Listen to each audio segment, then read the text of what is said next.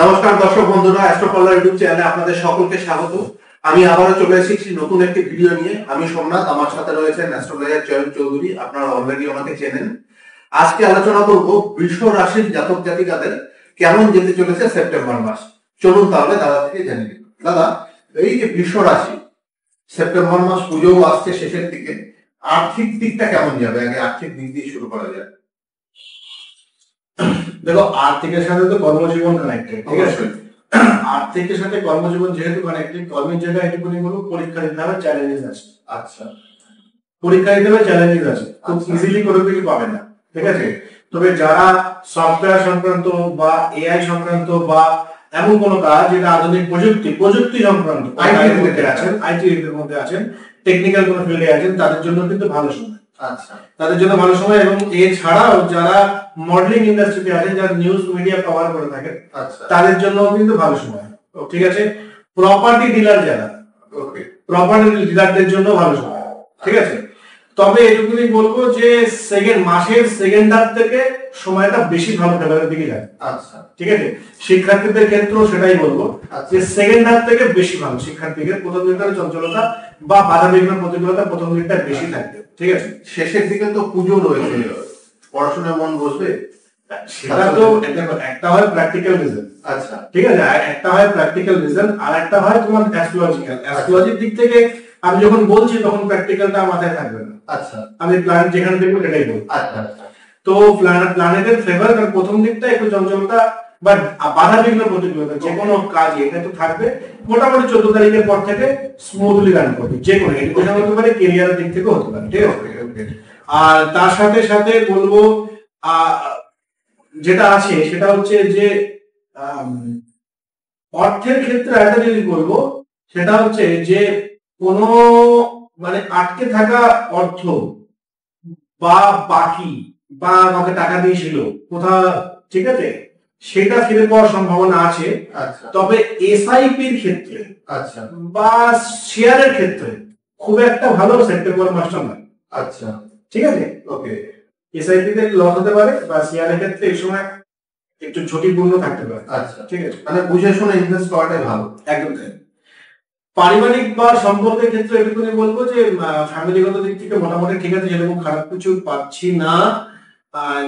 একটা জিনিস হতে পারে যে এই সময়তে কোনো ভ্রমণ দেখাচ্ছে। আচ্ছা, ভ্রমণ দেখাচ্ছে অথবা কোনো অতিথি আগমন, সেটাও হতে পারে। মানে কিছু চেঞ্জেস ফ্যামিলি লাইফে, কোনো সদস্যের আদান প্রদান, হয় কোনো সদস্য বাইরে যায় বা কোনো নতুন সদস্য বাড়িতে আসে, এরকম টাইপের কিছু চেঞ্জেস, সেটা কিন্তু ফ্যামিলি লাইফ হতে পারে। ডেইলি লাইফে কিছুটা চেঞ্জেস আছে, হ্যাঁ একদম তাই, সেটা হতে পারে। পরিশ্রম কঠোর করতে হবে। প্রেমজ জীবনের ক্ষেত্রে কিন্তু বাধা আসার সম্ভাবনা প্রবল ভাবে আছে। আচ্ছা, মানে সেটা অবশ্যই আনম্যানেড কাপেল, অবশ্যই মাসের প্রথম দিকটায়। আচ্ছা, সেকেন্ড হাফের ক্ষেত্রে আমার পরিমাণা হয়ে যাবে। আচ্ছা, ঠিক আছে। মোটামুটি বৈবাহিক রিলেশন, যারা বিবাহিত তাদের খারাপ নয়, বিবাহ রিলেশন ভালো যাবে, মোটামুটি ভালো যাবে, সেটার দিকে কোনো খুব একটা প্রবলেম নেই। স্বাস্থ্যের দিকে সচেতন থাকতে হবে। মেনলি আমি যেটা পাচ্ছি, লাংস বা সংক্রান্ত পীড়া বা শ্বাসকাশের প্রবলেম বা অ্যালার্জেটিক প্রবলেম, অথবা তুমি ধরতে পারো যেটা একটু ঠান্ডা লাগার ধাপ, এগুলো থেকে সাবধান থাকতে হবে।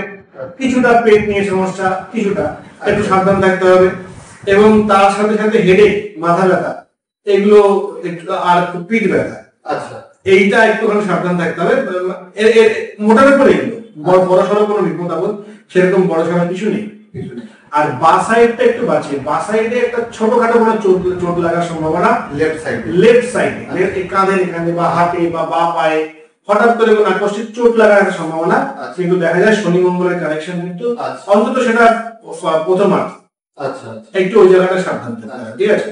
যারা সিঙ্গেল, যারা ধরুন রিলেশনে যাওয়ার কথা ভাবছে বা চেষ্টা করছে, অথবা যারা বিয়ের জন্য দেখাশোনা করছে, এই মাসটা যেমন তাদের জন্য বিবাহের দেখাশোনার ক্ষেত্রে খুব ভালো, যেটা বলবো না। কিন্তু যারা সিঙ্গেল, নতুন পার্টনার পাওয়ার সম্ভাবনা বেরিয়ে যাবে, নতুন যোগাযোগের সম্ভাবনা আছে, ঠিক আছে?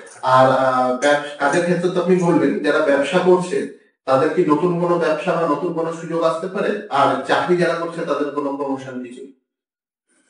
আমি তোমাকে বললাম যে এই সেপ্টেম্বর মাসটা কোনো কিছু ইজিলি পাবে না, কিন্তু আচ্ছা নট টেকেন ফর গ্রান্টেড কিছু হবে না। আচ্ছা, খেটে করতে হবে, চ্যালেঞ্জেস থাকবে। আচ্ছা ঠিক আছে, সম্ভাবনা হতে পারে, কিন্তু তার জন্য কঠোর পরিশ্রমটা একদম। তবে একটা জায়গায় খুব ভালো, কেউ যদি বাড়িতে হাত দেয় বা ফ্ল্যাট কেনা বা কোনো জমি জায়গা কেনার ব্যাপারে থাকে, আচ্ছা, বা যেটা বললাম প্রপার্টি ডিলিং, প্রপার্টি সেলিং, এই টাইপের যে কাজ যারা তাদের জন্য কিন্তু ওই কাজগুলো হয়ে যাচ্ছে।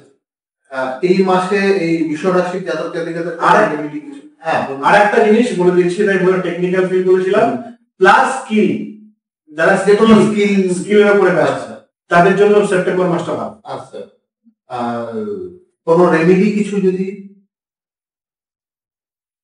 একটু বাধা বিপত্তিগুলো কাটানোর জন্য, বাধা বিপত্তি চ্যালেঞ্জেস তো থাকবে, এটা দেখা যাচ্ছে, এবং তার সাথে রোগ ব্যাধির প্রবণতা সেটাও দেখা যাচ্ছে। দেখো এই সময় একটা জিনিস করতে হবে, সেটা হচ্ছে বিশেষ করে বাধা বিঘ্ন প্রতিকূলতা এগুলো প্রথম করে দেখো আলটিমেটলি সেপ্টেম্বর মাসে দুর্গাপুজো, ঠিক আছে, এই সময়টা অ্যাটলিস্ট যদি প্রত্যেক দিন সন্ধ্যেবেলা বলতে গেলে 6টা থেকে 8টার মধ্যে, আচ্ছা, এই টাইমটাতে যদি বাড়িতে ডেলি চণ্ডী পাঠ ইউটিউবে চালিয়ে দেয়, ঠিক আছে, ধূপ কিছুই না, ঠাকুর ঘরে ধূপ জ্বালা, আচ্ছা, ঠাকুর ঘরে না হোক স্পেসিফিক ওনার যেখানে বসে তো মেডিটেশন করে, অনেকে বাড়িতে ঠাকুর রাখে, আমি এরকম দেখি বাড়িতে ঠাকুর আসেনি কিন্তু সে মেডিটেশন করে, এরকম আছে। তো মেডিটেশনের জায়গা হোক বা যেখানে বসে সে একটুখানি পিসফুল টাইম কাটায়, সেখানে একটা ডেলি 6টা থেকে 8টার মধ্যে ধূপ জ্বালাবে আর চণ্ডী পাঠটা চালিয়ে দেবে, যে কোনো বাধা বিঘ্ন প্রতিকূলতার জন্য একটা দারুণ কাজ করবে। আচ্ছা, বেশি কিছু দরকার নেই, এটাই করুন না। তাহলে দর্শক বন্ধুরা, আপনারা জানতে পারলেন আপনার যারা বিশ্ব রাশির জাতক জাতিকা আপনারা, তাদের জন্য কেমন যাচ্ছে সেপ্টেম্বর মাস। যদি আপনার কোনো কাছের মানুষ, পরিচিত মানুষের বিশ্ব রাশি হয়ে থাকে, তার সাথে ভিডিওটি শেয়ার করতে ভুলবেন না। আর অবশ্যই কমেন্টে আপনাদের যদি কোনো প্রশ্ন থাকে সেগুলো জানাবেন, কমেন্টে কমেন্ট করবেন। এবং আপনি এগুলো আমরা ওভারঅল একটা বিচার করে দিয়ে থাকি। আপনি যদি আপনার স্পেসিফিক প্রবলেম নিয়ে আমাদের সাথে আলোচনা করতে চান বা ডিরেক্টলি সরাসরি অ্যাস্ট্রোলজারের সাথে কনসাল্ট করতে চান, তাহলে অবশ্যই স্ক্রিনে দেওয়া নাম্বারে বা ডেসক্রিপশনে দেওয়া নাম্বারে আমাদের সাথে যোগাযোগ করতে পারেন, হোয়াটসঅ্যাপ করতে পারেন অথবা কল করতে পারেন। দেখা হচ্ছে পরবর্তী ভিডিওতে। ততক্ষণ ভালো থাকবেন, সুস্থ থাকবেন। অবশ্যই চ্যানেল সাবস্ক্রাইব না করে থাকলে চ্যানেলটা সাবস্ক্রাইব করে পাশে থাকা বেল আইকন প্রেস করে অল নোটিফিকেশন কিন্তু অবশ্যই অ্যালাউ করে দেবেন। ভিডিওটি লাইক করবেন, কমেন্ট করতে ভুলবেন না। দেখা হচ্ছে আবার পরবর্তী ভিডিওতে। ততক্ষণ ভালো থাকবেন, সুস্থ থাকবেন। ধন্যবাদ।